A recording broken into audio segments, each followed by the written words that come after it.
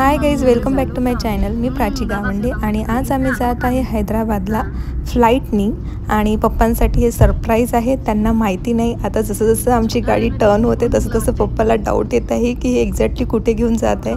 त्यांना आम्ही असं सांगितलं की आपण ट्रेननी जात आहे, पण आता ते त्यांना समोर गेल्यावर माहितीच पडेल आणि बघू त्यांचे काय रिॲक्शन आहे याच्यावर. सकाळचे शार्प 6 वाजलेले आहे आणि आमची फ्लाईट 8 वाजताची आहे, पण एअरपोर्टला 2 तास आधीच यावं लागते. त्याकरिता आम्ही इथे लवकर पोचलेलो आहोत. डॉक्टर बाबासाहेब आंबेडकर विमानतळ नागपूर येथून आम्ही हैदराबादकरिता टेक ऑफ करणार आहे. मला मदत कसं दिलं आता बोला. तुला कल्पना कोण दिली बाई? कोणीच नाही, मला स्वतःला वाटत होतं. इथे पप्पांचे रिॲक्शन आणि प्रश्न तयार झालेले आहे की तुला कल्पना कोणी दिली आणि तू हे कसं सगळ्या गोष्टी कशा मॅनेज केलेल्या आहे.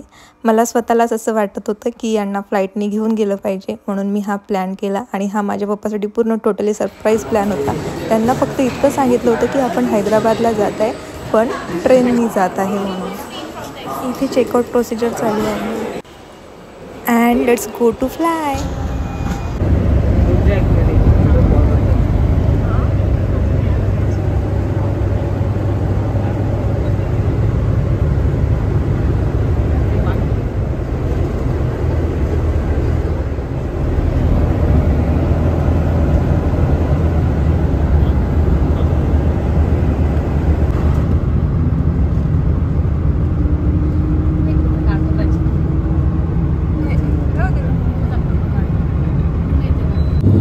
दोघं मिळून खूप एन्जॉय करत आहे फ्लाईटला आणि खूप गोष्टी सुद्धा करत आहे.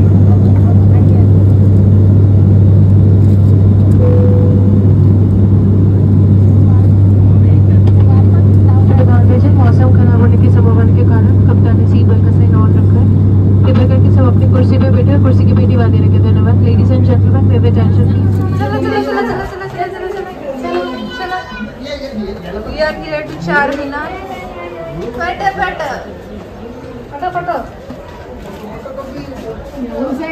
आम्ही चारमिनारच्या आत एंटर झालेलो आहोत आणि अतिशय मोठ्या मोठ्या पायऱ्या आहे ज्या चढायला थोडा त्रास जात आहे.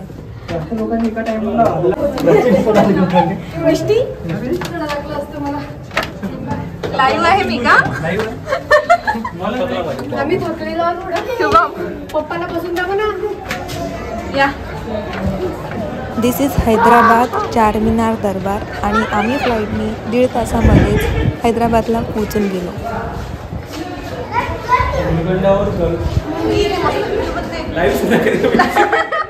चारमिनारच्या जस्ट बॅक साईडला मक्का मस्जिद सुद्धा आहे. चारमिनार 1591 मध्ये बनवलेली इमारत आहे. पूर्ण 433 वर्ष या इमारतीला झालेले आहे. सुलतान मोहम्मद कुतुब शाह यांनी बनवलेली ही इमारत आहे. ही इमारत बनवण्याचं ध्येय असं होतं की कुतुबशाह यांनी मन्नत घेतली होती. प्लेग नावाचा रोग खूप जास्त प्रमाणात पसरला होता. जसं कोरोना तसं त्या काळात प्लेग ही भयंकर महामारी होती. त्या रोगाचा नायनाट व्हावा म्हणून त्यांनी मन्नत मागितली की हा रोग संपूर्णपणे संपुष्टात आला तर मस्जिद बांधणार. असं म्हटलं जाते की चारमिनार त्या मन्नतचं प्रतीक आहे. चारमिनार फिरल्यानंतर भुकेजलेले, थकलेले, बसलेले आमचे हे फॅमिली मेंबर्स. चारमिनार फिरून झाल्यानंतर आम्ही शदाब हॉटेलला आलो, जे खूप जास्त फेमस आहे हैदराबादमध्ये बिर्याणीकरिता. लाईव्ह चालू आहे. लाईव्ह सुरू आहे. लाईव्ह चालू आहे. असं म्हटलं जाते की इथली बिर्याणी खूप फेमस आहे, म्हणून आम्ही इथे आवर्जून आलो. पण बिर्याणी काहीच टेस्टी नव्हती. खूप बॅड एक्सपिरियन्स आम्हाला इथे आला. प्लस आमचे 2 तास इथे गेले आणि त्याच्यामुळे आम्हाला गोलकोंडा फोर्टला एंट्री मिळाली नाही.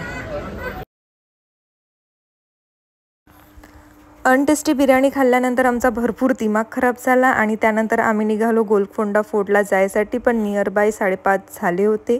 आम्ही तिथे टच झालो आणि एंट्री गेट बंद झालं, त्यामुळे आम्हाला अंदर एंट्री मिळाली नाही आणि आम्ही तो गोलकोंडा फोर्ट बघू शकलो नाही. त्याबद्दल आम्हाला खूप जास्त खंत वाटते. 6 वाजता गोलकोंडा फोर्ट जस्ट बाहेरून बघितल्यानंतर आम्ही आलो हुसेन सागर लेकला आणि तिथला व्ह्यू अतिशय सुंदर होता। तिथे बनलेली एक ऑफिशियल बिल्डिंग अतिशय सुंदर अशी व्हाईट कलरची होती, प्लस एक लॅम्प लाईट होता जो अतिशय सुंदर होता आणि त्याला कवरिंग ही ग्लासी होती।